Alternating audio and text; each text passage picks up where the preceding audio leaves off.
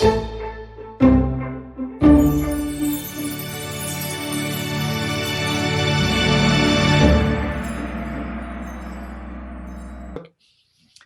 to my watch, that's now 7:30, and we have quite a number of people here, and it's really nice to see you all, and so many smiling faces, and people doing all the things they do on Zoom, like eating meals and cleaning their teeth and other things that go on. Anyway, here now, just next to me at the top of the first screen there is Philip Goff. Ladies and gentlemen, very welcome to the Arthur Conan Doyle Center, however, virtually. And I'm going to break with tradition now. I'm not going to tell you just that Philip is a marvelous young philosopher making a big name for himself, and give you a list of his many articles and books and conference papers and chapters and so on. I'm not going to do that. I'm going to say instead, give you just a moment of background to make this talk work for you, I hope, a bit better, by pointing out that when I began looking into things connected with the paranormal or the parapsychological or the spiritual, it was a slightly lonely road to go down, because people who were serious in serious academic departments, and I was an academic myself, were inclined not to take it seriously. And gradually things have changed. And I want to encourage you by pointing out that if you look at the work of Bernard Carr, who's coming to talk to us here next year, he's a physicist who's very interested in what we do at places like the Arthur Conan Doyle Center. And then he's been a physicist and interested in this stuff since the 80s. And then in the 1990s, Dean Radin, who's a professional researcher in psychology, moved to parapsychology and wrote The Conscious Universe. Note the word conscious there. And then beyond that, Pim van Lommel, who's also Dean Radin's coming to speak to us in February. Pim van Lommel is coming to speak to us in April, and he is the doctor who wrote the best book on near-death experiences, again called Consciousness Beyond Life. Look at that. And we've had Rupert Sheldrake, who's a biologist. These are all serious academics in serious disciplines who have moved to some extent, opened one side of their research at least to consider the sorts of things that we do, philosophers, medics, physicists, psychologists, and so on. So it's a fantastic pleasure to me to have a real paid up philosopher from the Anglo-American analytical tradition who, along with people like Galen Strawson, has looked at the matter of consciousness from a broader point of view. So for me, this is very exciting. I think we've come in from the cold, and I think there are academics who take us seriously, as well as, of course, academics like Chris Rowe, who was here a couple of weeks ago, who is actually a paid parapsychologist at Northampton University with quite a big department. So I think things are looking forward. And the marriage we all want between science and rationality on the one side and things to do with the spirit or the paranormal or whatever it is on the other, that gap seems to be closing a bit. Anyway, I will stop lecturing myself and I'll hand over to Philip, who is a proper philosopher and who is going to talk about consciousness. Philip, thank you very much. Oh, he's muted. Thank you very much, Lance. That's brilliant. Thanks for inviting me. It's great to be able to come here and talk about this. I'm not sure I'm a proper philosopher, but anyway, I try to be. Thank you so much. So I'll just share my screen. Yeah,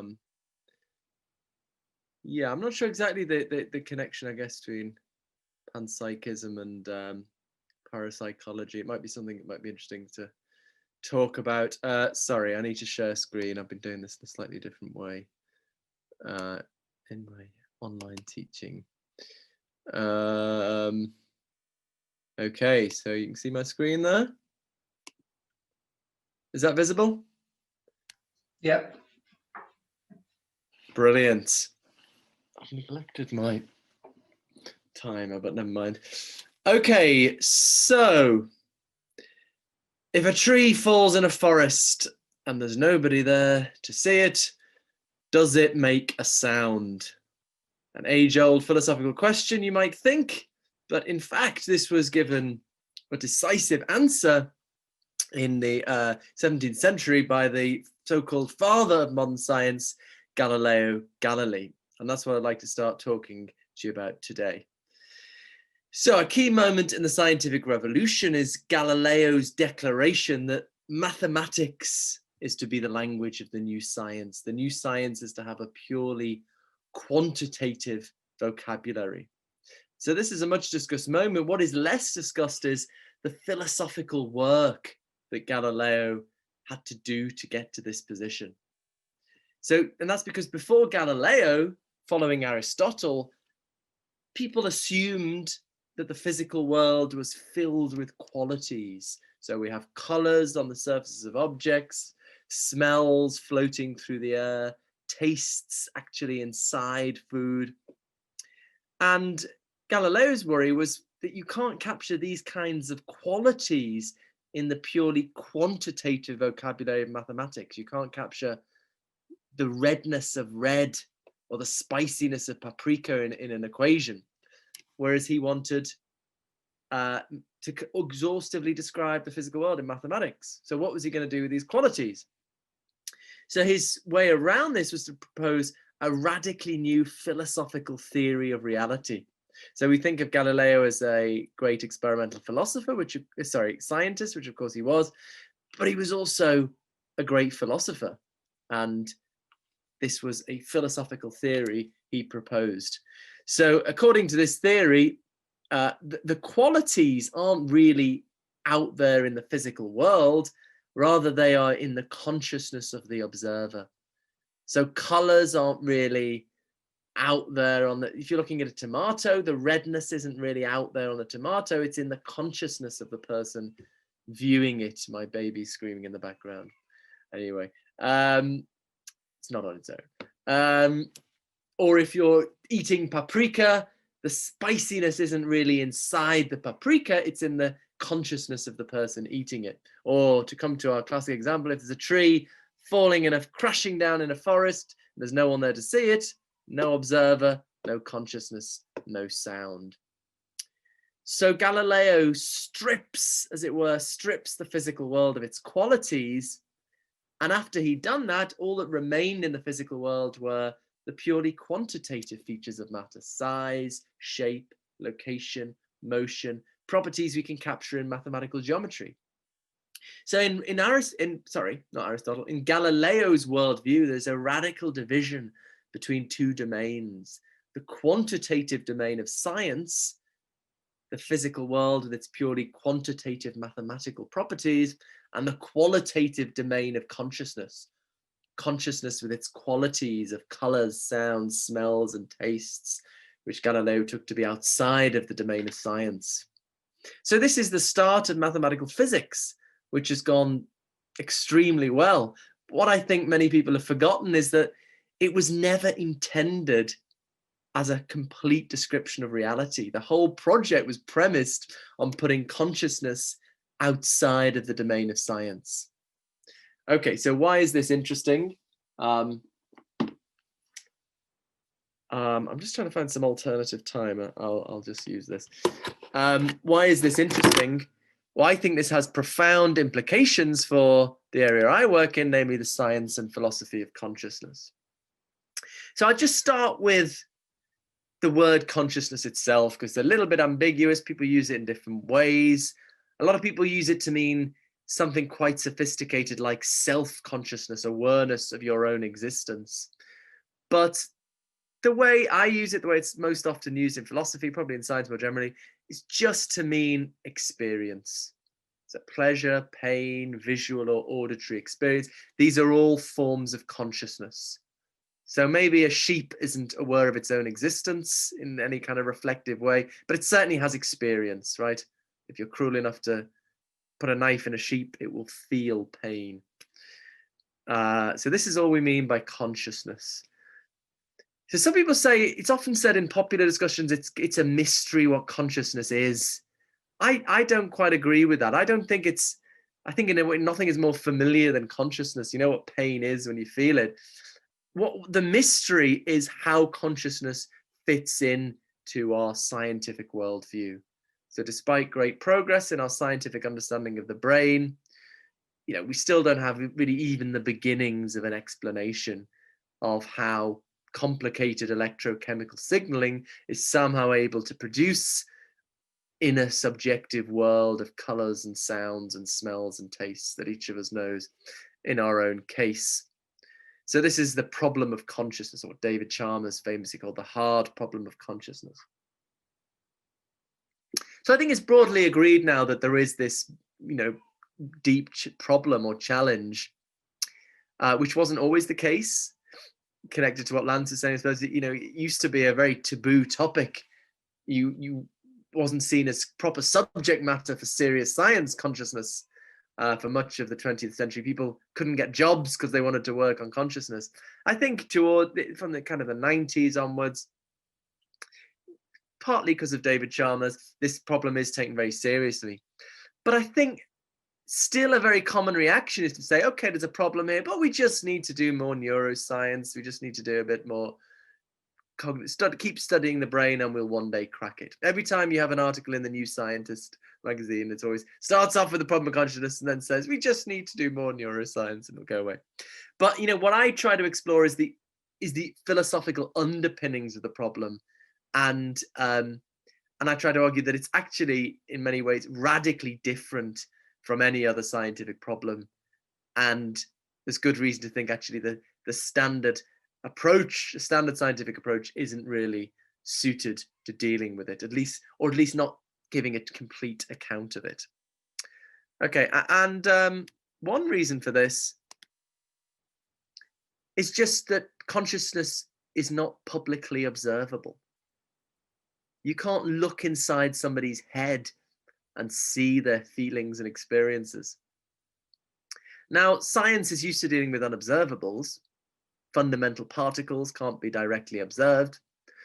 But still, I think there's something very different about the case of consciousness, because in all these other cases, we postulate unobservables in order to account for what we can observe. We postulate fundamental particles as part of the standard model of particle physics that explains so much of what we observe. In the case of consciousness, the thing we are trying to explain is not observable. And I think that's really utterly unique for a scientific problem. And I think it really constrains our capacity to deal with it experimentally. Now, that's not to say we can't deal with it experimentally. We have a robust and well-developed experimental science of consciousness. So how is that possible? If we can't observe consciousness, how do we do science with it? Well, you can't observe consciousness, but you can ask people what they're feeling. And if you scan their brains at the same time, you can establish correlations. You can discover that certain activity in the hypothalamus always goes along with a feeling of hunger, right? You can establish these correlations. And that's really crucial data that, any theory of consciousness has to respect.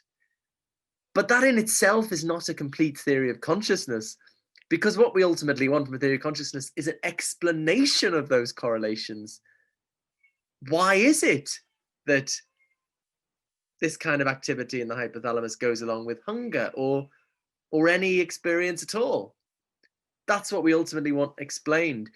And I think because consciousness is unobservable, you can't answer that question experimentally. All you can do experimentally is to scan people's brains, ask them what they're feeling, establish these correlations.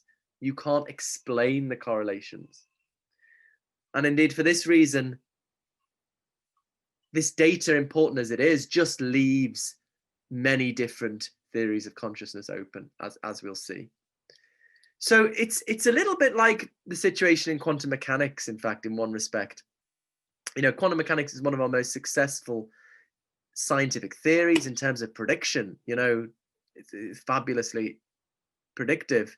But the problem is, nobody knows what the hell that theory is telling us about reality. And there are all these different theories and interpretations. And some scientists get annoyed by this. I like the physicist Sean Carroll's podcast. He's very materialistic minded, but it's an interesting podcast where he talks about what a terrible taboo it was to talk about what physicists call the foundations of quantum mechanics. I guess philosophers call it just the philosophy of quantum mechanics. Trying to work out what's going on. It was a great taboo, and he was interested in this. People couldn't get jobs what people tend to do is get a job for something else, and then maybe when they're retired, or they do it on the side or something. Yeah, but this is sometimes called the shut up and calculate approach. And I think people have a similar thing in consciousness. Some scientists think, just the correlations, what more do you want? But I think in the quantum mechanics case, people want to know what on earth is going on in reality. We want to know what's going on in reality, not just have a tool to predict things. Science is about finding out the nature of reality. So similarly, in the consciousness case, important as that data is of the correlations, we want to know what explains that. And I think the experimental data just leaves all options open. Okay, so what are the so what can you do then? What can you do? Well, you can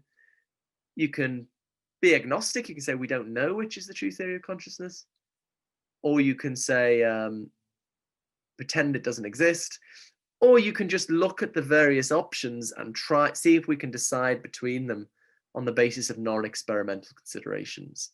So this is what people do in the quantum mechanics case. This is what people do in the consciousness case.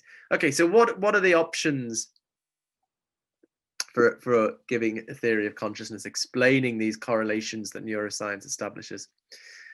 So the two conventional options are, on the one hand, dualism, the view that consciousness is non-physical, outside of the physical workings of the body and the brain. On the other hand, materialism, roughly the view that consciousness can be explained in terms of the chemistry or the electrochemical signaling of the brain. When I was a philosophy undergraduate, we were taught that, as I talk about in the book, we taught these were the only two options. You had to choose. And I guess I came to be a bit disillusioned because I think both of these views have kind of deep problems. So what's the problem with dualism? I wonder whether I'll get some more pushback on this with this audience. I don't know. So most dualists, although they think the mind and brain are distinct, they think they stand in a close causal relationship. If the mind wants to move the arm up, it makes changes in the brain, the arm goes up. And in the other direction, light hits the retina of the eye, makes changes in the brain, and then that causes the mind to have visual experiences. But many people worry that if there were a non-physical mind impacting on the brain every second of waking life, this would really, really sharpen our neuroscience. It would be just undeniable. It would just be, there'd just be all sorts of things happening in the brain all the time that had no physical explanation. It would be like a poltergeist was continuously playing with the mind. So I suppose, and many neuroscientists fear that this is just not what we find. We don't seem to find such a large degree of anomalous phenomena. So I'd be interested to hear what people think about it. I guess people in this audience may be sympathetic to anomalous phenomena. I suppose the thought is it plausible that there are so many anomalous phenomena all the time, every second of waking life? Another way of putting it, the way I put it more recently is the relationship for the dualist between the mind and the brain is a little bit like the relationship between a drone pilot and his or her drone. You receive information from its sensors and you control it, but you're not the same thing. Now, if you examine a drone, you'll be able to see, where the radio signals from the pilot are arriving. So similarly, looking at the brain, it ought to be quite obvious where in the brain the signals from the soul or the non-physical mind are arriving. René Descartes famously thought it was in the pineal gland, which is a real part of the brain, but there doesn't seem to be such a part in the brain where kind of consciousness impacts. So it doesn't seem to be so much a live hypothesis for those who investigate the brain. Okay, I suspect some people might disagree with that. I guess I'm more agnostic on this one. The older I get, I'm maybe less convinced that this is an utterly compelling argument. But well, anyway, we can discuss it. So, what about materialism? I guess so. It's a huge debate, but the starting point, I think, is that physical science works with a purely quantitative vocabulary, whereas consciousness is an essentially qualitative, quality-involving phenomena. So this is where we come back to Galileo, right? Since Galileo, physical science has worked with this purely quantitative vocabulary. Whereas consciousness involves these qualities, the redness of a red experience, the smell of coffee, the taste of mint. And as Galileo well understood, you can't capture these kinds of qualities in the purely quantitative vocabulary of physical science. And so as long as your description of the brain is framed in this purely quantitative language of neuroscience, you're always really just going to leave out these qualities and hence leave out consciousness itself. So there is this, as it's sometimes put, this huge explanatory gap between the purely quantitative properties of neuroscience and the qualities we find in consciousness. And nobody's made even the slightest progress in bridging that gap. So I think this is really important because I think that the problems in materialism are fairly straightforward, and yet it's still a very popular view philosophically. And I think the reason for this is something like the following. People just have this narrative that look at the success of science, physical science, in explaining more and more of our universe. Of course, it's one day going to explain consciousness. A very common analogy, I've been arguing on Twitter the last couple of days, is to life. We thought life was a problem, then we explain life. It's just the same with consciousness. Of course, we'll one day explain it.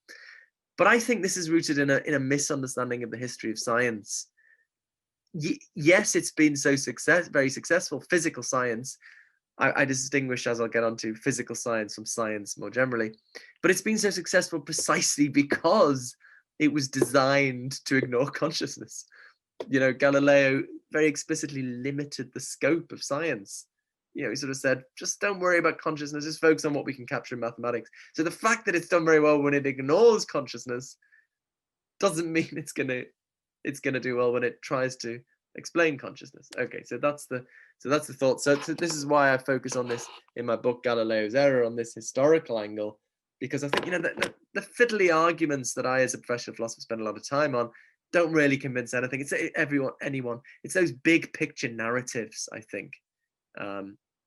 I think it's so powerful, that idea, that look at the success of science, which is, of course it is incredibly, and I think the wonderful technology has a kind of visceral effect on people. But yes, it's been so successful because it focused on this quite narrow focused task.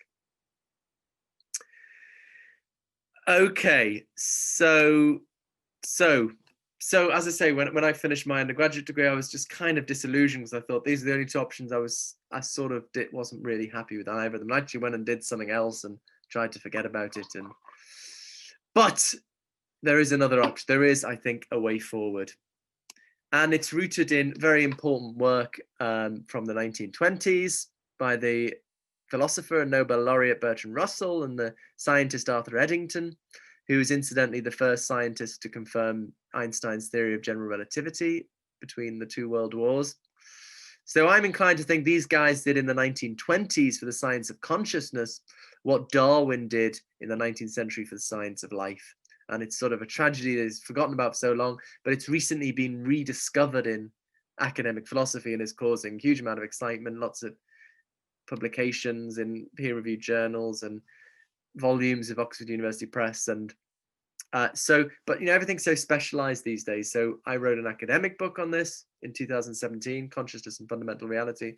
And then in 2019, a book, Galileo's Error, aimed at a general audience to try and get these ideas out to a broader audience.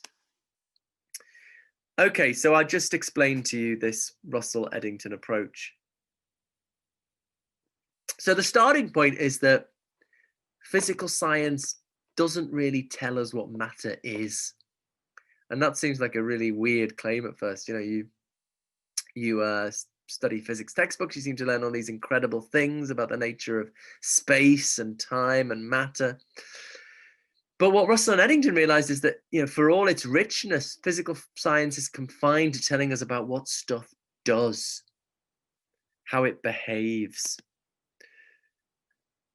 Excuse me. So what does physics tell us about an electron? Well, it tells, for example, that it has mass and negative charge. How does physics characterize mass? Well, objects with mass are disposed to attract other objects with mass and to resist acceleration. How does physics characterize negative charge? Objects with negative charge are disposed to repel other objects with negative charge and attract things with positive charge. This is all about what it does, its behavior. This is all about what stuff does. And we find a similar story up the physical sciences. So in chemistry, chemical elements and compounds are characterized in terms of their causal relationships with other chemical elements and compounds. For example, acids are defined in terms of their capacity to donate protons or hydrogen ions and or accept electrons. And B, their physical constituents. Water is made up of molecules of 2 hydrogen atoms and 1 oxygen atom. So we either characterize things in terms of what they do, or we pass the buck to the layer below. Moving up to neurophysiology, brain states are characterized either in terms of their causal relationships with other brain states, or bodily and behavioral states, or in terms of their chemical constituents. So at each level, we either talk about what stuff does, or we pass the buck down to the level below till we get down to physics, where it's just behavior. Things are just characterized in terms of what they do. So what? Well, intuitively at least, and if people want to challenge this, we could talk more, but just intuitively at least, there's more to what something is than what it does. So I like to give the analogy of chess pieces. If you're playing chess, you're going to be interested in what the pieces do. You're going to want to know what moves you can make, what pieces you can take. But there's more to the physical nature of a chess piece than what it does. There's also the nature of the matter it's made of. It might be made of wood or plastic or metal. This is what philosophers like to call the intrinsic nature of something, what it is considered independently of what it does. So similarly, by analogy, if you get down to fundamental particles like electrons and quarks, most matter that we ordinarily think of is made up of electrons and quarks. You might very well be interested in what physics has to tell you about what an electron does, but you might also want to know about the intrinsic nature of an electron, what an electron is considered independently of what it does. And about this, physics just has nothing to say. Okay, so what's this? This is sometimes called the problem of intrinsic natures. So what's this got to do with consciousness? I think the genius of Russell and Eddington was to bring together 2 problems that on the face of it have nothing to do with each other, and to see that they can be given a common solution. So we've got the problem of consciousness, the challenge that we need to find a place for consciousness in our scientific worldview. We try to put it in the brain, it doesn't work in the way materialists do. We put it outside the brain, that doesn't work. We need to find a place for it, it's hard. The problem of intrinsic natures is the problem. We have this huge hole at the center of our scientific worldview, right? So we're looking for a place for consciousness. We've got this hole.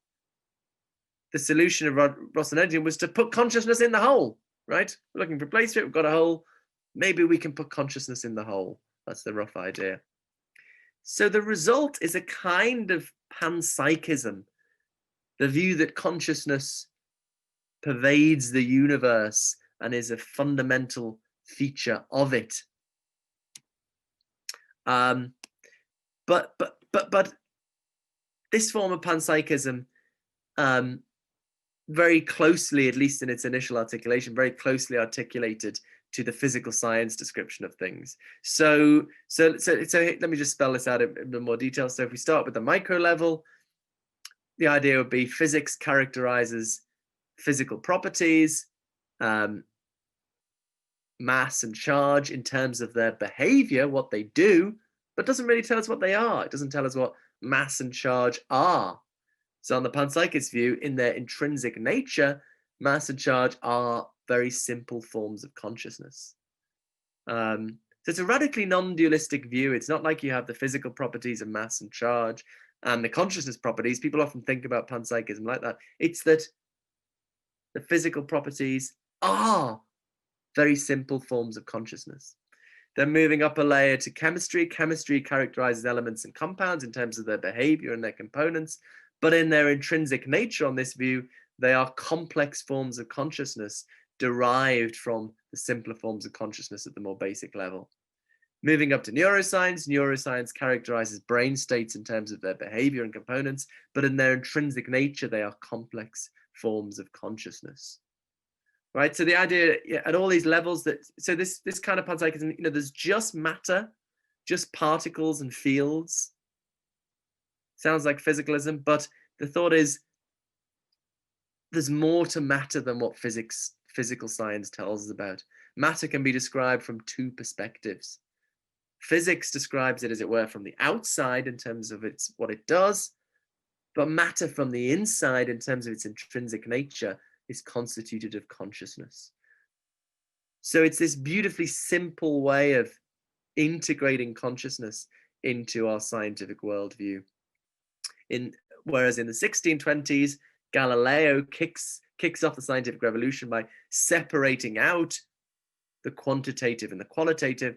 Russell and Eddington have this beautiful way of bringing them back together in this radically non-dualistic way. There's just matter, but there's more to matter than physical science tells us about.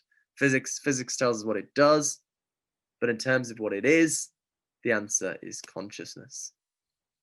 Okay, so that's all very well. Let's just have a look at the time. All very nice. Why should we believe it, though? A lot of people say, how can you test this? Kind of common question. What's the test? Well, as I said, I think because unfortunately consciousness is unobservable, there are limits to what we can do experimentally. You can't have a consciousness meter that looks in someone's head and sees the consciousness, or looks in a quark to see if it's conscious. There are limits to the experimental data, as important as it is, just leaves all these options open. So, what do? We can pretend the problem doesn't exist or be agnostic, or we can, as I said, compare the various options and see if we can decide between them on sort of non-experimental grounds, or are not experimental in the most straightforward sense. And I think when you do this, I think panpsychism just looks to win hands down. So, in contrast to materialism, this Russell-Eddington panpsychism can accommodate both the quantitative and the qualitative, whereas materialism, I think, ultimately just has to really ignore the qualities of consciousness because they can't be captured in this purely quantitative vocabulary. But in contrast to dualism, Russell-Eddington panpsychism is perfectly consistent with our observational knowledge of the brain. So really, I used to say actually you can't test it, but I think in a sense you can. I would say it's the only view that can account for all the data if we understand the reality of consciousness itself as part of the data. So I think dualism struggles to account for the data of neuroscience. Materialism can't account for the reality of consciousness itself. Only panpsychism can account for all this data. So I think these failings really just sort of rule out these other options, and panpsychism is left as the only man standing, if you like. So I like this famous quote from Sherlock Holmes: "Once you eliminate the impossible, whatever remains, no matter how improbable, must be the truth." That's kind of how I feel about panpsychism. I wanted to put this in my book, and then someone told me it was a bit cheesy, and I didn't. And then I regret. I thought, why did I listen to that person? I think it would be good. And then the paperbacks just come out in the US, and then I thought, I should have thought to put it in then. But anyway, too late for both. Maybe be a second edition one day or something. Okay, so that's what a kind of general introduction. What I want to do now is, in the last 15 minutes or so, 10 or 15 minutes, is just get into the more of the details of where the debate is, and my own sort of more detailed version of this view. So some of you may have heard, if you've heard other stuff I've done, some of this stuff I've already talked about so far before. This should be a little bit new in that case. Okay, so I've just talked about this wonderful view, solves all the problems, fantastic. Unfortunately, there are problems, as there always are. Oh, don't know why that happened. The slides are moving without my control. Some strange phenomena here. Okay. There are problems. So, and the deepest kind of challenges and what the panpsychist research community is most focused on are how to understand the relationship between, sometimes called the combination problem, but how to understand the relationship between biological, human or animal consciousness, and these more fundamental kinds of consciousness. So I've said that the panpsychist wants to account for more children crying, sorry, the older one now. I want to account for human consciousness, biological consciousness in terms of these more fundamental forms of consciousness. How exactly is that done? So broadly speaking, there are two approaches: strong emergentism and weak emergentism. The strong emergentist postulates extra laws of nature to bridge the gap. So it might just be a fundamental law of nature that once you have conscious particles arranged in a certain combination, you have consciousness associated with the system as a whole emerging. So that's a strong emergentist position. The weak emergentist just tries to bridge the gap without recourse to fundamental laws. Just try to say, just having conscious particles arranged in a certain combination in and of itself is sufficient for there to be consciousness associated with the system as a whole. And both of these views have deep problems. So the strong emergentist seems to face sort of empirical problems that you'd think on this view systems with emergent consciousness would behave very differently from systems that don't, that they would obey different laws of nature, because there's this radically new phenomena, radically new forms of consciousness popping up that aren't reducible to the consciousness that underwrites physics. So you'd think that they'd just brains would obey completely different laws of nature. And that's not what we seem to find. We seem to find brains behave kind of the same laws of physics as other physical systems. Again, maybe people want to dispute that. The weak emergentism avoids that problem, but the problem is, no one's ever really made good sense of, fully explained how just putting lots of little minds together in a certain way can somehow make a big mind. Although there are really good, progress on this issue. The philosopher Luke Roloff's book Combining Minds from last year, I think he makes some really interesting progress on this issue. It's quite a sort of technical book. Hedda Hassel-Mørch, a Norwegian philosopher, has made progress on the strong emergentist issues as well.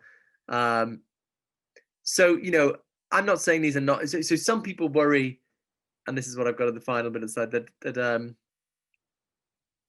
these just mirror the problems of dualism and physicalism and materialism. So we've kind of got nowhere. So I put physicalism, I use physicalism, materialism interchangeably. Because you might think that the strong emergentist worries are similar to the empirical worries of dualism. The explanatory worries of the weak emergentist panpsychist are like the explanatory worries of physicalism, just as there's this explanatory gap between the quantitative properties of physical science and the qualities of consciousness. Some people think there's a just as deep explanatory gap between the facts about conscious particles and the facts about human consciousness. So some people say we've got nowhere. So I think that's too strong. I think people like Hedda Hassel-Mørch for strong emergentism and Luke Roloff for weak emergentism have really made good progress. And I think I've argued there's good reason to think these problems are less severe than the problems that face the analogous problems facing materialism and dualism. But anyway, what I've tried to do more recently is to just say, okay, these aren't good options, and to defend a sort of hybrid of the two. So that's what I'd like to talk to you about now. That avoids all of these problems. Oh, it's going two at a time. Okay, so this is really the details now of my own current view that's currently under peer review. So it's a view, actually, I've talked about panpsychism as though the fundamental things are particles, but this is a view where actually the fundamental things are fields, universe-wide fields. So the fundamental forms of consciousness are the intrinsic nature, not of particles, but of universe-wide fields. And that actually fits better with how many theoretical physicists think about physics. They think of, the fundamental things as these universe-wide fields, and particles as sort of local vibrations, excitations in those fields. So this is a form of the kind of panpsychism known as cosmopsychism, that the fundamental subject of experience is the conscious universe. We needn't needn't think of that as some kind of divine mind. you could just think of the consciousness of the universe as a sort of mess. You might think, agency and thought are what you get from millions of years of evolution, whereas you might think the consciousness of the universe is just a kind of mess. It depends. I mean, I suppose if one took there to be good reasons to believe in some kind of divine mind, one could extend a cosmopsychist view to accommodate that. But if, like, for example, David Chalmers or Luke Roloff's, you just don't have any spiritual convictions, you're just trying to explain for consciousness, then you probably, if you're a cosmopsychist, you're probably more likely to think the universe, although it's conscious, it's not an agent or intelligent, or it's just a kind of messy, meaningless experience. Okay, anyway, so what I do now is I distinguish between consciousness or experience, the synonyms, and the subject of experience, or the subject. So the subject is just the thing that has consciousness. And then I have this hybrid view where it's strong emergentism about subjects and weak emergentism about conscious states. So taking each of those in turn. So there's strong emergence about subjects. So there's just basic laws of nature such that in certain physical circumstances, local subjects emerge in certain regions of space or space-time. So my brain is one of these local subjects that emerges and is a distinct subject of experience from the universe. But now here's the weak emergence bit. These local subjects, these local emergent subjects, don't come with their own brand new forms of consciousness. Rather, they inherit streams of experience from the level of basic physics, from the universe. So my brain is one of these local subjects. It doesn't come with new consciousness. It inherits streams of consciousness from the universe. It borrows them, if you like, and then when it ceases to exist, it gives them back. So what's the benefit of this? Well, so on this view, we have basic laws of nature. We have an emergent law, so we have basic laws of nature that bridge the explanatory gap, that explain why these subjects emerge and why they inherit the consciousness they do. But the weak emergentism deals with the empirical problems. This explains why, because on this view, you wouldn't expect emergent subjects to behave differently to systems without emergent consciousness, emergent subjects. You wouldn't expect them to obey different laws of nature because they're just inheriting the consciousness that underlies fundamental physics. So this explains why brains, even though they've got these emergent subjects, just obey the normal laws of physics. At least on the whole. As I say, I suppose, well, I'd like to talk about this. I mean, maybe there may be some disagreement. You might think, even if you think, as I say, there are some anomalous phenomena, or in some ways, the brain departs from the basic laws of physics, you might still think that on the whole, it sort of obeys the laws of physics. And so, whereas if we're talking about what the conscious mind does all the time, you might still want to secure the fact that on the whole, brains obey the laws of physics, and that's what this is trying to capture. So this is this hybrid view. So this is a framework that I develop in much more detail. I've got this is in a paper that's on my website called "How Exactly Does Panpsychism Explain Consciousness?" This is currently under peer review. But it's a philosophical framework. So I have a kind of division of labor with consciousness science. I think we have the more experimental and the more theoretical side. The experimental side establishes these correlations between consciousness and brain activity, and the more theoretical side then explains those correlations. So this is a developed framework for the theoretical side, and then we'd look to empirical neuroscientists or empirical scientists more generally to fill in the details. So to make that clear and make it more concrete, let's just take a neuroscientific theory, the integrated information theory of Giulio Tononi. I'll speed up a bit. Am I supposed to finish it in a few minutes, or Lance? Oh, you're muted. Sorry, Lance. I think you're still muted. Sorry. Unmute. I can Sorry, say again, Lance. That's great. That's fine. No, you do give us another 5 minutes, dear boy. 5 minutes. Another 5 minutes. Good. Okay. So this is the integrated information theory says that consciousness corresponds to maximal integrated information. So to the level of a system in which there is most integrated information. And they give he gives a mathematically precise definition of integrated information, which is represented by the Greek letter phi. And so for example, in this glass, there's according to integrated information theory, or IIT, the glass as a whole isn't conscious because there's probably more integrated information in the molecules than there is in the glass. But in the brain, there's a hell of a lot of integrated information, more in the brain or certain parts of the brain than in individual neurons. So that's why this theory predicts the brain is conscious. Okay, so I'm not saying this theory is true. I'm not, I don't have a dog in a race here, but for the sake of, to have a concrete example, let's pretend it's true and combine it with my theory. Then you'd get, so in my theory, you have an emergence law and an inheritance law. So these are supposed to be fundamental laws of nature. So the emergence law, if IIT is correct, it would tell us that the emergence law would be that there is an emergent subject corresponding to location L, if and only if, this IFF, sorry, is philosophical jargon for if and only if, there is more phi in L considered as a whole than in any parts of L. And then an inheritance law, which says that emergent subjects inherit those aspects of experience within L that support high levels of phi.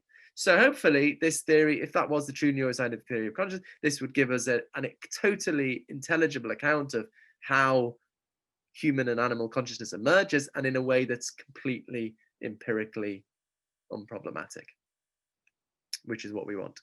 Okay, so I just start to bring things together in the last few minutes.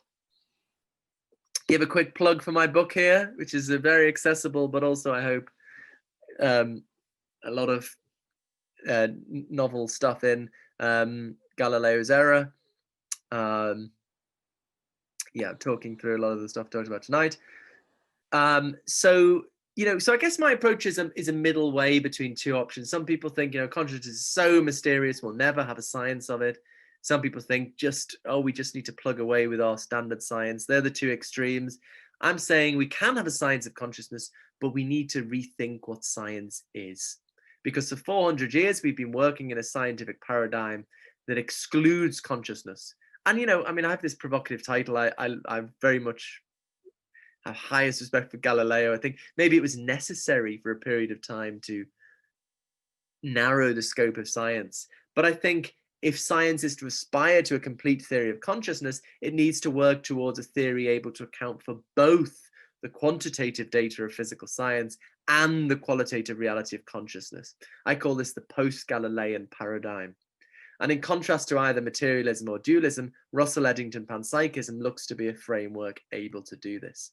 But this is just a theoretical framework, and it would require decades of serious interdisciplinary work by philosophers, physicists, and neuroscientists to fill in the details. So this is why I'm trying to get this out to a broader audience. I mean, it doesn't look in the current climate that people are prepared to move from the sort of materialist, things change. But anyway, that would be my hope, that people, at least some people, at least a lot of people, enough people, they're already, as I talk about in the book, scientists and philosophers coming together to try and work this out. People my former student going to the lab of Giulio Tononi and had Hasselmerk spent time there. But this is what I think we really need to do. It's just as, I guess, if you think about Darwin's theory, you've got this theoretical framework. It takes a century to get to DNA. There's this theoretical framework from Russell and Eddington, but it's going to take a lot of time to fill in the details. Finally, I want to talk about, why this matters. So, I think it matters because it's intrinsically important to just try to find the truth, to try and discover the ultimate nature of reality. And that's what drives me fundamentally. But it's also interesting to think about broader implications for human existence. So the first 4 chapters of my book are the cold-blooded scientific philosophical case for this view, but then the 5th chapter explores the implications. So I think this isn't just an abstract puzzle. I think consciousness is at the root of human identity. It's fundamentally, we relate to each other as conscious beings with feelings and experiences. Consciousness is arguably the source of everything that's important in human existence. And yet, I believe our official scientific worldview doesn't have a place for consciousness. And I think this can lead to a profound sense of alienation. we know that we have feelings and experiences, and yet our official scientific worldview tells us all that's in our heads are electrochemical signaling. And I think many people just sort of know intuitively that's not the same thing. And I think, there's robust philosophical support for that intuition. And so, I think this is an important part of the disenchantment of nature. Whereas in panpsychism, our existence as conscious beings is explicitly endorsed by our scientific theory of reality. And, we see how we fit in to the scientific story of the universe. I also speculate, I think panpsychism can lead to a better relationship to the environment. If you think of a tree as just a mechanism, then your conception of its value is really indirect. You're just thinking about what it can do for us. Whereas if you think a tree is a conscious entity in its own right, albeit of a very alien kind, then it's a focus of immediate moral significance. Chopping down a tree is an act of moral significance. These terrible forest fires in Brazil that we've all been horrified by, if you think of that as the burning of conscious organisms, I think it adds an extra moral dimension. So I do speculate about what it'd be like to be a child growing up seeing nature, plants and trees in panpsychist terms. What about, finally, spiritual convictions? A lot of people ask about that. And I have two things to say on this very briefly. Sorry, I'm a little bit over time. So firstly, I always want to emphasize there's no necessary connection. There are plenty of people like David Chalmers and Luke Roloff, who I've mentioned, who are just total atheist secularists. I don't even, not sympathetic to any paranormal phenomena. So I don't think there's a necessary connection, like, that Lance was talking about at the start of the talk. These are guys who just, in a way, just have absolutely no spiritual convictions. They don't believe in a transcendent spiritual reality or even any, paranormal phenomena, but they believe in consciousness. They believe in feelings and experiences, and they're real, and we need to account for them. So I think, it's important to emphasize that part of this is just explaining for something absolutely everyone except Daniel Dennett maybe believes in, the reality of feelings. It's nothing weird or unusual, However, the second thing I would say is that, if for independent, and this might be closer to what Lance said in the introduction, if for independent reasons one does believe, I'd say, have spiritual convictions, then I think it's clear that a panpsychist worldview is more consonant with those spiritual convictions. So just to take one example, if you take mystical experiences seriously, if you think consider these experiences seem to reveal that there's some higher form of consciousness underlying all things. If you're a materialist, you've got to think that's a delusion, something funny going on in the brain, because the fundamental reality is just what physics tells us. But if you already think reality is constituted of forms of consciousness, then it's much less of a gap to take mystical experiences seriously, for example. So there needn't be a connection. I think it's important to emphasize that, because we've got to, we can build bridges between people in different ways. You don't have to agree on absolutely everything, but there is also a possible connection if you independently find these things attractive. So in conclusion, I think panpsychism not only has the potential to solve one of the deepest challenges of contemporary science, but I think it also has the potential to transform our understanding of what it means to be a human being in quite a positive way. Thank you for listening. Thank you very much, Philip. That sounded like a very good exit line. Perhaps Scott can put us all back into a position where we can see each other. Some very interesting questions have come up on the chat, and just while people are perhaps looking at those and digesting those, I'd like to make this encouraging remark. When you moved to the point where you were talking about cosmopsychism, and then again at the end there, when you very kindly opened the door, as I put it, to the possibilities that the Arthur Conan Doyle Center is interested in, you're talking about cosmopsychism and so on. I think you said at the beginning that you didn't know the work of Dean Radin. His first and best book is called The Very Words That You Pronounced, The Conscious Universe. That is the name of his book. And Pim van Lommel's book, of course, is Consciousness After Life, but the best, the hottest parapsychological investigator on the planet, Dean Radin, his book is called The Conscious Universe. That does seem like two things getting pretty close together, I think we have to say. Yeah. Well, I don't want to hog the questions, so I guess you just about agree with me on that, and there are some more difficult things coming up for you, so should we get on to those? Okay, yeah, thanks, Lance. That's I'll check that out. Okay, I mean, and, yeah, Dean, you can listen to Dean Radin doing exactly what you're doing now, I think on February the 9th, if you tune in. Right. And this way, and as a former speaker, you get it free, you know. Oh, right. Thank you. Well, as I've said, unfortunately, this is time to bring the kids to bed, so it's a little bit tricky, but I'd love to watch some of these back at least.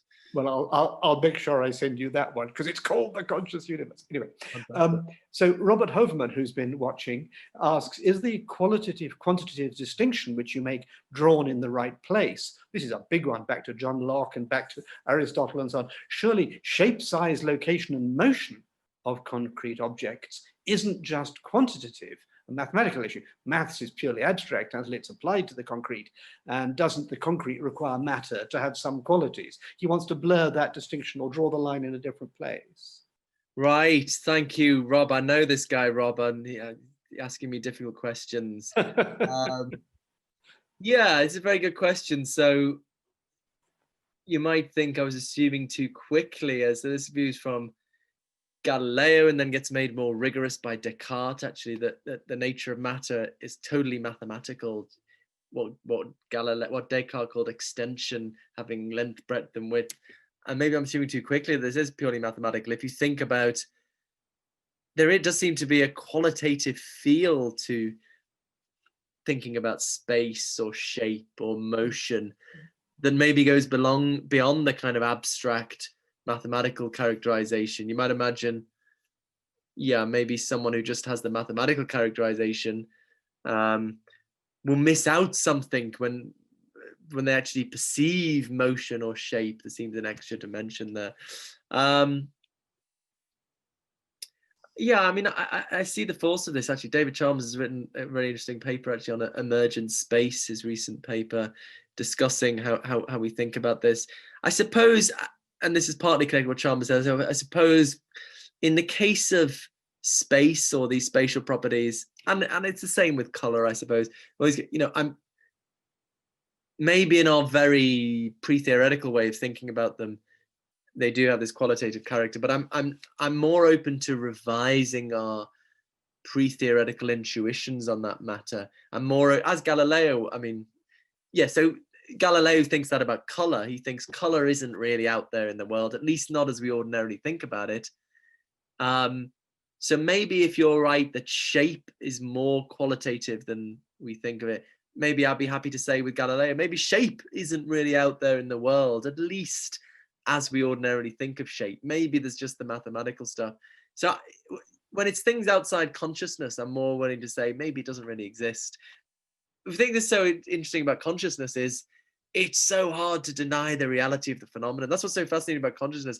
Not only is it so hard to fit into our theory of the reality, it's so hard to deny the existence. So even, as I say, even the people like David Chalmers, who, has no kind of spiritual, so can't deny the reality of consciousness, the reality of feelings. So there, I just can't make sense of the position that it doesn't exist. Whereas with this kind of touchy-feely space, if you're right that there's this kind of qualitative nature to space that resists scientific analysis, maybe that doesn't exist. Okay, rightio. That's very good. We've got a few other less technical questions. Gavin Ritchie, who's a friend of ours, if we aggregate as per Russell-Eddington and achieve complex human consciousness, should we keep aggregating and postulate on Earth consciousness as per James Lovelock's Gaia, collective unconsciousness as per Jung, for example? In other words, are we looking at bigger, you focus sometimes on smaller consciousnesses, maybe each quanta, maybe each cell has a consciousness. What about the consciousness of Gaia or of the universe itself? Good, yeah, excellent question.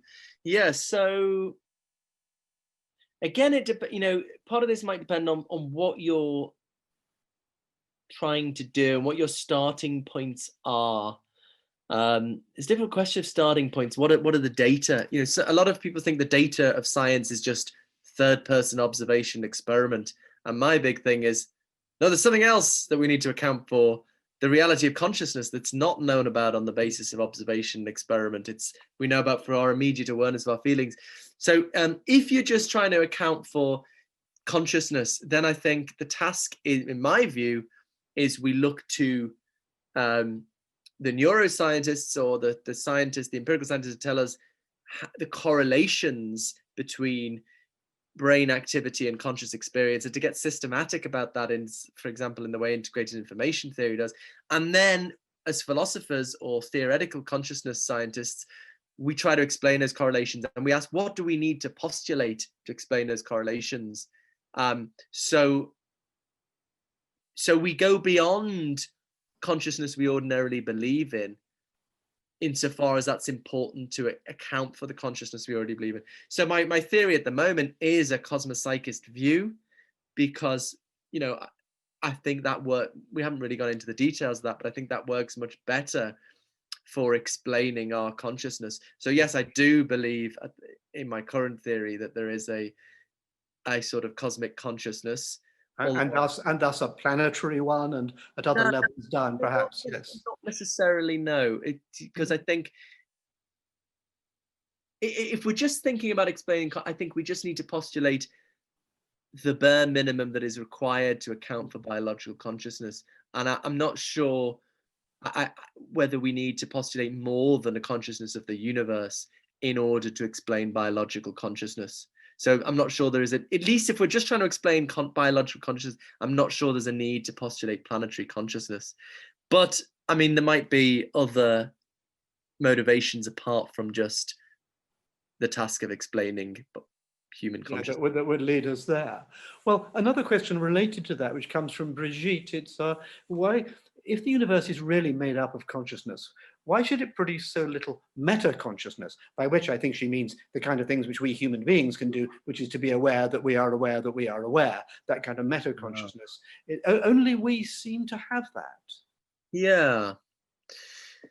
Yeah, so I suppose different things you can say to that. I suppose if we've had the result of millions of years of evolution taking early on in the Darwinian paradigm in the 19th century, people saw how well this fitted with panpsychism, people like William James, because if you're not a panpsychist, you've got evolution happening, things getting more complex, and then a miracle happens and consciousness pops up. Whereas for a Darwinian panpsychist, we start off with consciousness there all along in very simple forms, and natural selection or evolution, it molds that into more complex forms. So there's a sort of unified. So I suppose that's part of the reason we have such sophisticated, as you go simpler and simpler forms of life, you get simpler and simpler forms of experience.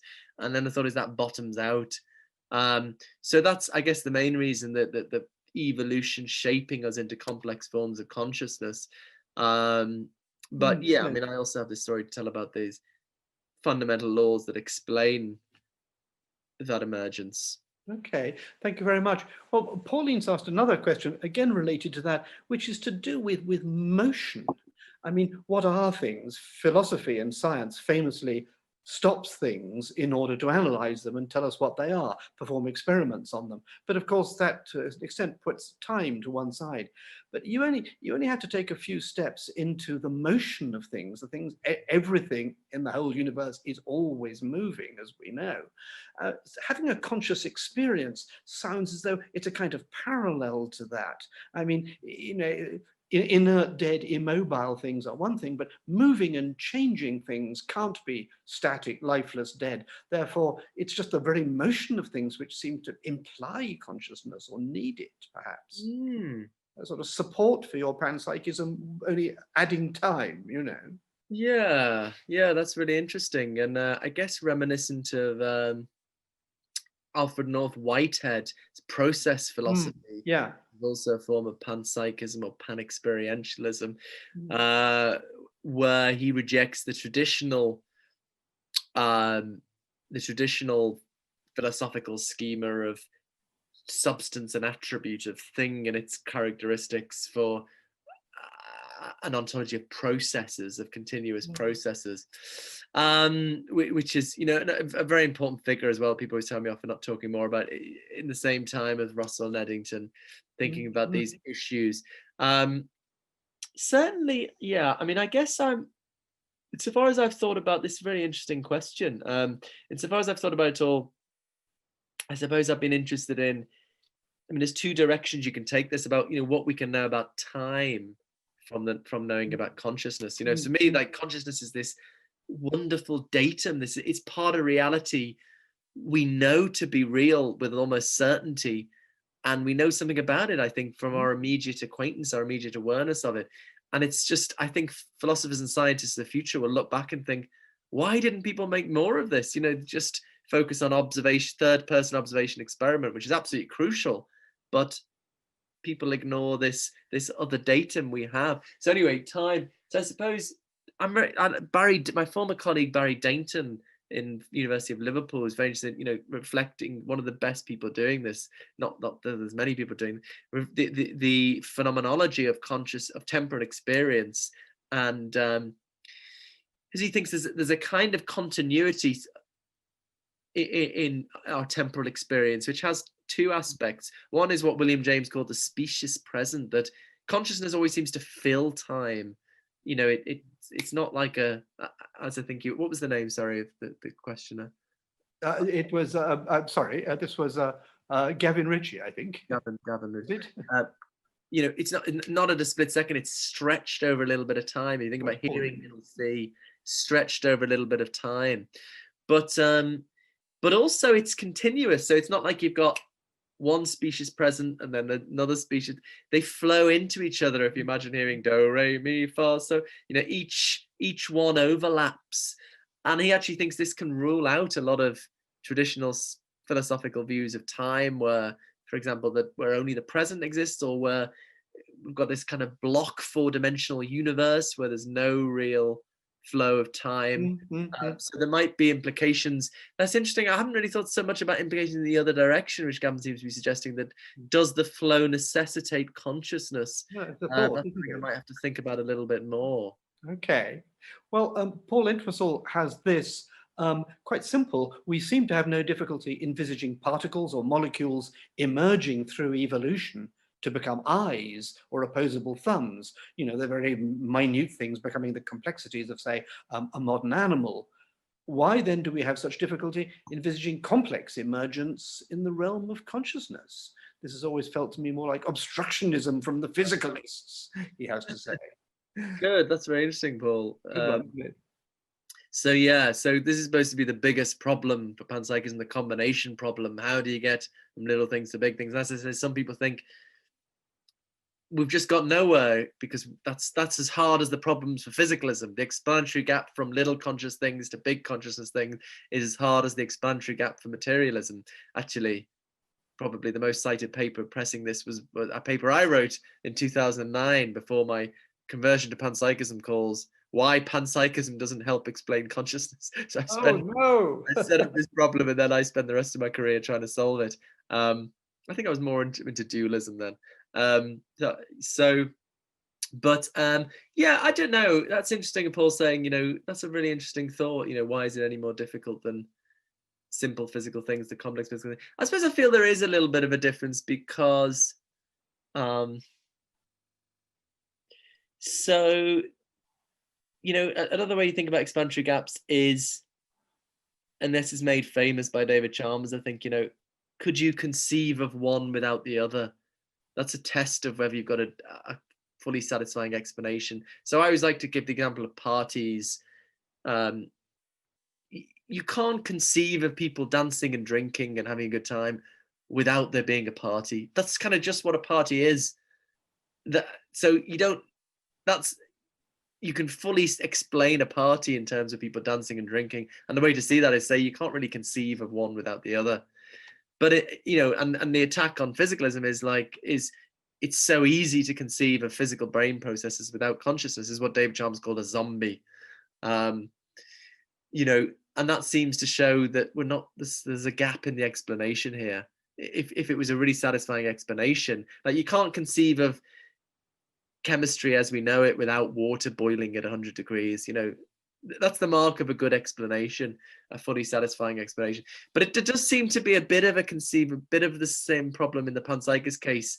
So I in this paper I referred to, I imagine panpsychist zombies. So they're physical duplicates of a human being. All their little bits are conscious, but there's no consciousness associated with the brain or the organism, and that does seem quite easy to conceive of. So there does seem to be something more we need to say here to close the gap. I'd like to close another gap here in that case, because I'm going to go up to the big again, because the Graham Cooper has asked whether panpsychism is related to the physicist David Bohm's concept of the implicate order. Now, do you know about David Bohm? I mean, it's he's got this view of physics that nature is integrated and there's an implicit order in everything. And I can see that panpsychism, with the idea that consciousness is everywhere, consciousness is flowing into one another, giving some idea, which of course has been known as a definition of the divine, you know, some idea of an ordered universe of consciousness. I noticed at one point you did postulate the idea of just a mess of consciousness, but the implicate order seems to require consciousness at least to go that way. Yeah, thanks, Graham. That's a really interesting question. So I liked David Bohm's interpretation of quantum mechanics. Actually, I've got a paper on forthcoming in an Oxford University Press volume on quantum mechanics and consciousness. And my contribution to this is on my website, where it's part of this. Sorry, I will get back to the question, but it's part of this idea, you know, that we should be using the datum of consciousness to test scientific theories. And I think some dominant views in interpretation of quantum mechanics are incompatible with the reality of consciousness. Some of these very strange views in theoretical physics, where the fundamental story is, you know, is radically different to how we ordinarily think of the physical world. Some of them, I think, I mean, some of them, for example, you've just got one particle in a very, very high dimensional space. That is all there is, one particle. And then, okay, well, you say, where do tables and chairs come from? And what physicists say is, well, there's a kind of mathematical mapping from facts about this one particle to facts about tables and chairs. And I said, okay, but and this is connected to Whiteheadian worries, but never mind mathematical mapping. What about the concrete reality of human and animal consciousness? How do you get that out of one particle? So the Bohmian view, I think, is a very commonsensical picture of quantum mechanics that gets back to the physical world as we ordinarily take it to be. And I think one important is it helps accommodate consciousness. But on the Bohmian implicit order, yeah, I mean, I guess I remember buying this book when I was a teenager and really struggling with it. I guess I'm not that familiar with the details of Bohm's view on the implicate order. But I suppose, yeah, I mean, again, it depends what you're trying to do. If you're just trying to account for the cold-blooded reality of consciousness, then I don't think you're going to necessarily have a motivation to believe from that to believe in in the implicate order in the way Bohm is pointing towards. But I mean, there are other considerations. For example, I've written a lot on cosmological fine-tuning. That's something I'm working on right now, actually, paper writing on this term. The challenge of explaining why many of the numbers in physics are exactly as they need to be for life to be possible. So there are other considerations that point in this direction. So it depends what I spend most of the time saying, how do we make sense of just the reality of sensation? And I don't think that necessarily points us in any, to any bold theories of reality, apart from thinking consciousness is everywhere, I suppose, is kind of bold, but yeah. Okay, well, thank you very much. I think we might do, Philip Hoverman still wants to say more. Can I just give Peter Lloyd a chance here? Philip, maybe we'll end with you. Sorry, Peter Lloyd just asked, what precisely do you mean when you say that consciousness is literally inside any physical spatial located thing? My pen has color and mass, all of which are third person, so there's an operational meaning in my pens having these properties, but consciousness is not third person observable, so it can't be observed to be co-located with other properties. So there's no operational meaning to locating consciousness in space. universe-wide field is in space, but consciousness must be non-local outside physical space-time. I think we're getting towards God here, but what do you feel about the location of consciousness in that sense? Very interesting. Yeah, I mean, Descartes, famously pressed these arguments about we can't make sense of consciousness being in space. It's, it's utterly non-extended, not located. I suppose, and again, this is my PhD supervisor, Galen Strawson, who Lance was saying he wants to get on. As he taught me, I think I follow Galen in thinking the problem with those Cartesian arguments, that I'm not saying you're pushing a Cartesian point, Peter, but it's maybe a related thought, is we don't know what the hell space is. We don't know what the hell matter is. All we know is what it does, or I say what it does, but the very abstract mathematical characterization we get of it in physics, we don't really know what it is. So to be able to say consciousness couldn't be spatial or couldn't exist in space, we'd have to know what space is in order to see there's a clash. And I don't think we do know from physics what space or matter is at all. So that leaves open the theoretical possibility that it might just be consciousness. So that's why I guess you're maybe pushing in an idealist direction there. And it does get to the point where it's not always obvious how you distinguish panpsychism and idealism. It might be that in certain forms they amount to the same view, but I at least feel inclined to describe my view as saying matter is fundamental, physical reality is fundamental, but because they're just the same thing. Not whereas the idealist says consciousness underlies the physical world, whereas I just want to say no, they're just the same thing. How do we make sense of that? Well, we don't know what matter is. We don't know what physical stuff is. So there's nothing to rule out that it could just be consciousness. So that's the sort of response. That would be a terrific point to end. Only I can't resist Rob Hoverman telling us all that Galileo's Error is a really good book. And Pete, the last question will be Peter Bruin. Does panpsychism see human consciousness as the apex of development in that area? Or does the growing possibility of more developed alien civilizations throw a spanner in those grey works? So we've got to the aliens, chaps. This is something, philosophy of aliens is something that's becoming an emerging research project at my university, the University of Durham. They've got a name for it that makes it sound like it's not talking about aliens. It's not alienology anyway. No, there's some term that I thought, what is it? And it's philosophy of aliens, but it's to make it sound like you're not talking about aliens.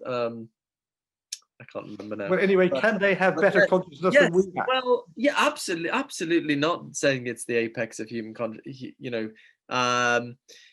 There is this.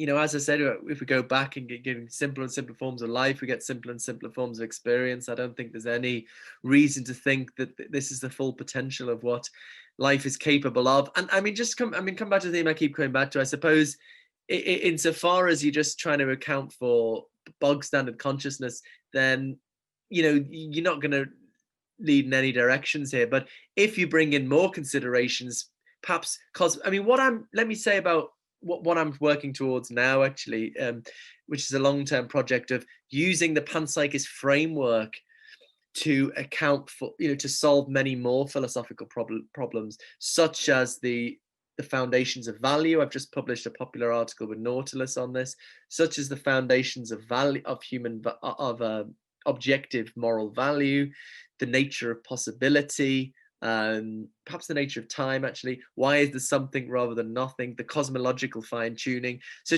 everything's so specialized, even in philosophy. I want to, panpsychism as systematic philosophy, as a kind of grand world view that can account for many features of our universe. And once you bring this in, you do start to get perhaps a more grander vision of reality, such as, my hero, Teilhard de Chardin, the heretical Catholic priest and paleontologist, who did have this beautiful, inspiring vision of an evolving cosmos, evolving towards what he called the omega point. And he certainly wouldn't think that it's where we are now is the apex of possibility. So I suppose, you might, insofar as we've got this grander system where we're bringing in more philosophical considerations than just the feeling of pain, brute sensation, then I think there's lots of interesting possibilities there, including, of course, the possibility of extraterrestrial life or life in other parts of this huge universe. Well, that's absolutely wonderful. I do have to say, sure, we've got you quoting David Bohm and Théâtre de Chardin. I mean, we are getting very, very close. And if we ever one day could get you up to Edinburgh, get you into our truth room, I think you might find that some of our spiritual stuff, which depends very much on this kind of philosophy, and it's wonderful to feel that at least there's a possible connection there, a possible view whereby all the experiences of religious people and mystics and so on, in which they've seen higher consciousness and a greater being beyond the material, all of that might have some connection with a sensible philosophy like the one you're so energetically developing. And I think I'm going to end with Rob Hoveman again, who wants to say, that was a brilliant talk. Thank you very much indeed. I know you can't hear us, but we're all going to clap and then we're all going to go home. Thank you very much indeed. That was marvelous. Thank you can probably hear me. Thanks a Well, lot. good night, everybody. Next week, it's someone talking about the spirit world. It's either John Pickering and Katie Hall talking about the spirit world, and we'll see whether they sound like conscious beings. Thanks very much indeed. Thanks, bye now. everyone. Thanks for inviting me. It's really enjoyable. Thank you. Goodbye.